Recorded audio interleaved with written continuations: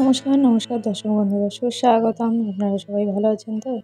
আর আমরাও ভালো আছি। এই শীতের ঝলমলে রোদ উঠেছে, আর এই চালগুড়িটাকে রোদে দেওয়া থেকে পিঠে পুলির আমেজ মনে হচ্ছে যেন এসে গেছে। এই শীতকালেতে এগুলোই মজা, পায়েস পিঠে পুলি। শীতকালেই তো মনটা খাই খাই করে। রোদটা খুব সুন্দর উঠেছে। এরকম ঝলমলে রোদে বেশ পিকনিক করতেও ইচ্ছা করছে খুব। কি জানি এবছর পিকনিক করতে পারবো কিনা, পিকনিক হবে কিনা। আর আজকে আপনাদের জন্য একটা ছোট্ট ভিডিওই আপনাদের সঙ্গে শেয়ার করছি। আপনাদের ছোট্ট ভিডিও দিই বা বড় ভিডিও দিই, আপনারা দেখতেই চান না। আমি মাথায় হেনা দিয়ে বসে আছি। আমি আমার কাজ করছি, প্রত্যেক মাসেই আমি এই কাজটা করে থাকি।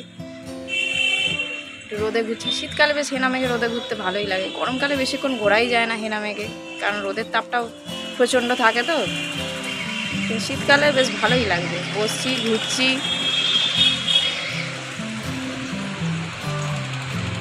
দেখুন আরও চালগুড়ি রয়েছে স্টকে, এগুলোও বোধহয় রোদে দেবে। আমাদের হয়তো সেদ্ধ পুলিটাই বেশি হয়, সরু চাকলি। আর এখানে চাল ধোয়া জলটা মা রেখেছে গাছে দেবে বলে। চাল ধোয়া ডাল ধোয়া জল তো গাছে দেওয়া ভালো, যে মা গাছ বসায় মাঝে মধ্যে। আর এগুলো কি পাতা চিনতে পারছেন? এগুলো হচ্ছে সেই আমরুল শাক বা আমরুল পাতা বলে। আগে ছোটোবেলায় এগুলো তুলে তুলে খেতাম, মানে ধুয়েই খেতাম, আর বেশ স্বাদটা বেশ টকটক লাগতো।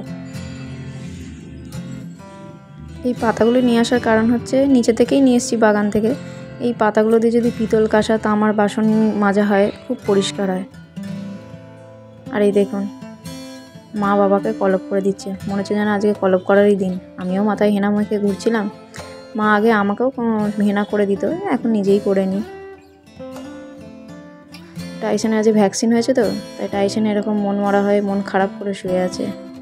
বন্ধুরা, ভিডিওটা এখানেই শেষ করলাম। ভিডিওটি ভালো লাগলে লাইক কমেন্ট শেয়ার সাবস্ক্রাইব করবেন, আর নোটিফিকেশান পাওয়ার জন্য বেল বাটনটা প্রেস করে দেবেন। Thank you.